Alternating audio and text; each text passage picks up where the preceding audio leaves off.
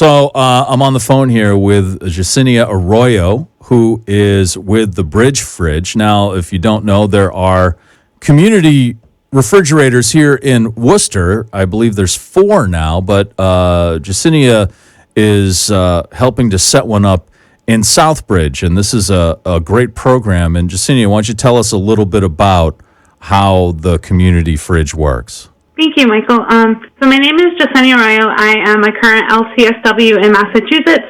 I'm currently a telehealth therapist with Attunement Counseling and Wellness Collective, which serves Rhode Island and Massachusetts.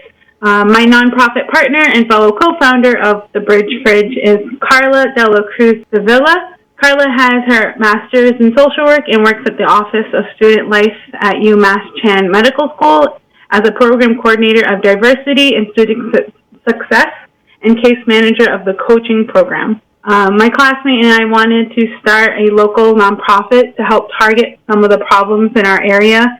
We graduated in 2020 with our master's in social work and have a strong passion for social justice and increasing resource accessibility. We wanted to target a prominent issue in our community. We stumbled upon the idea of starting a community fridge in January 2021, and were amazed the more that we did research that there was a similar initiative happening in Worcester. We contacted the leaders, Marie and Echo, of the Worcester Community Fridges to get a jump start and pick their brain on how they got started. We knew that Worcester, having such a large population in need as well as a strong community collaboration, that they were an ideal model for what we wanted to accomplish. We wanted to start a fridge here in Southbridge mainly because this is our community and we wanted to give more access to resources. From firsthand experience as well as working within the community, we saw how inaccessible many resources are within our community, with some of the closest resources being in Worcester. We have many towns that surround ours that may have a smaller population but have similar poverty rates to cities like Worcester and Boston. We wanted to bring big city resources to rural communities.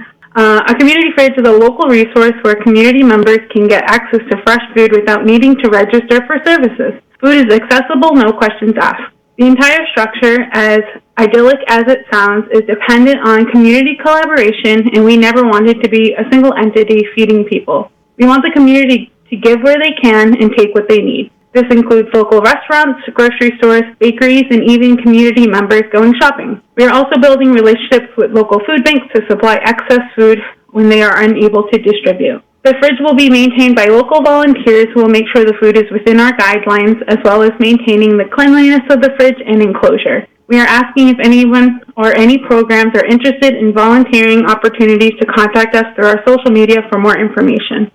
We have built the enclosure and begun the electrical work. We have purchased the freezer, and a new fridge was generously donated by a community member. We will have a pantry for plenty of non-perishables, as well as a section for animal food. The animal food will be supplied by our local animal sanctuary, Here Today, Adopted Tomorrow, out of Springfield, which is run by Rachel Mack. The fridge will be conveniently located and easily accessible at Renaissance Medical Group in Southbridge. The owners, Jesus Suarez and Beatriz Contes, as well as program directors, Dr. Sarai Rivera, Grace Rodriguez, and Augustine Rock of Renaissance Medical Group have been gracious hosts, offering to support us throughout our journey and continued progress. We have been able to come as far as we have thanks to great community collaboration.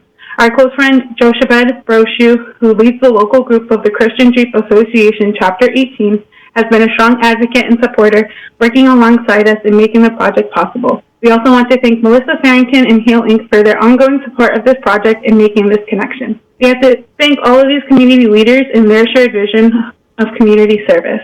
You can follow our journey and more information on opening through our social media pages on Facebook and Instagram under the Bridge Fridge.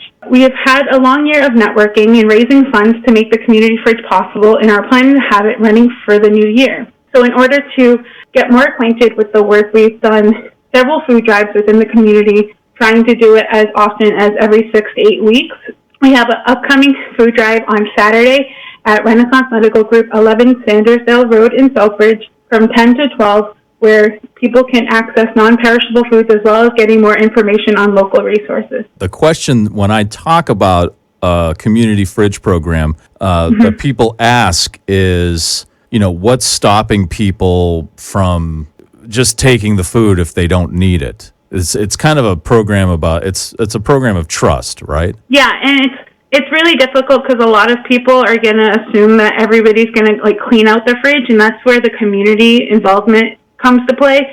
So if people are noticing that the fridge is empty more often, then they could advocate to trying to help us find resources, because it's not just us supplying the fridge with food, it's the whole community. I think because there is like more people able to access it, and because it's like in the Renaissance Medical Group parking lot, it's going to be like harder for people to like essentially clean them out. But we want this to be something that is not just for people who are like starving or missing meals, but also for families. Like if they could catch up on bills and not have to go grocery shopping that month, then they can take what they need.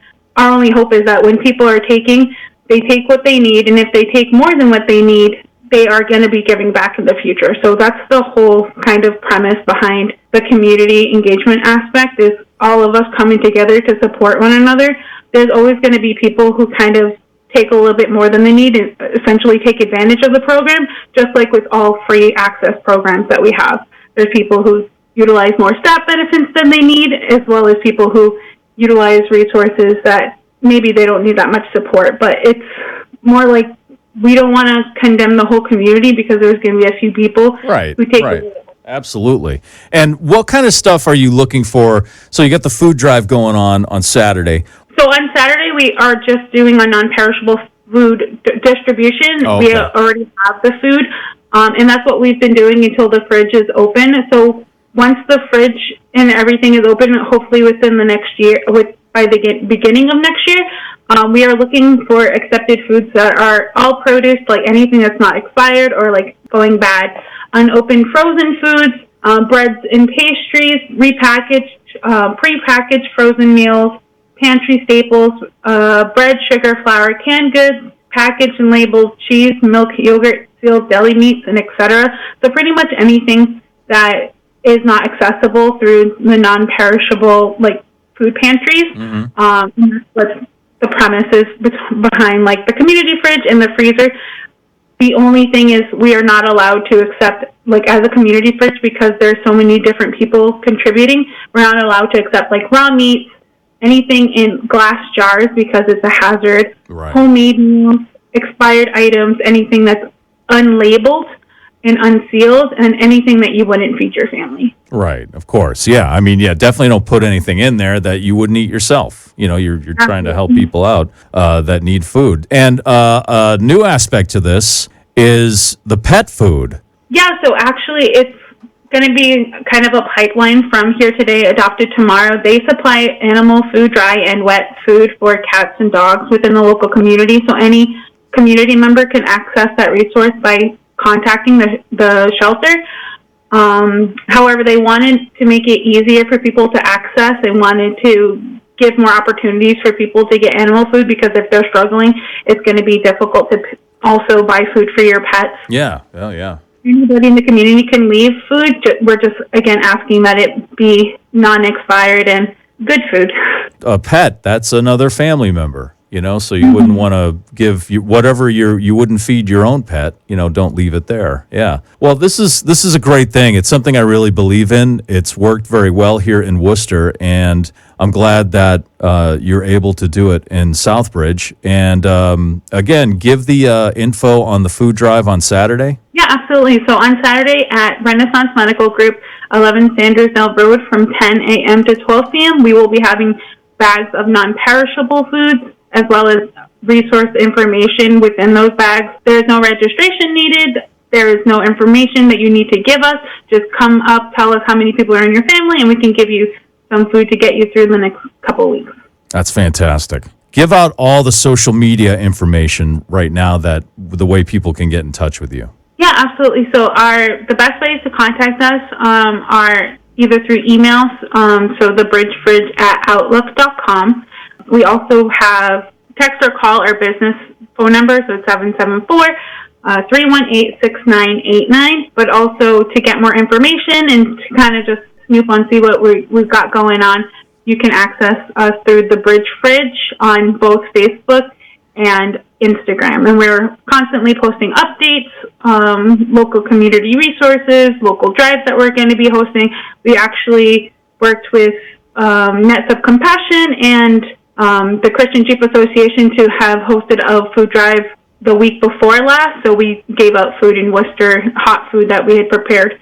And we're always doing things within the community like that, but we want people to know that they can access our page for more information on those kinds of resources.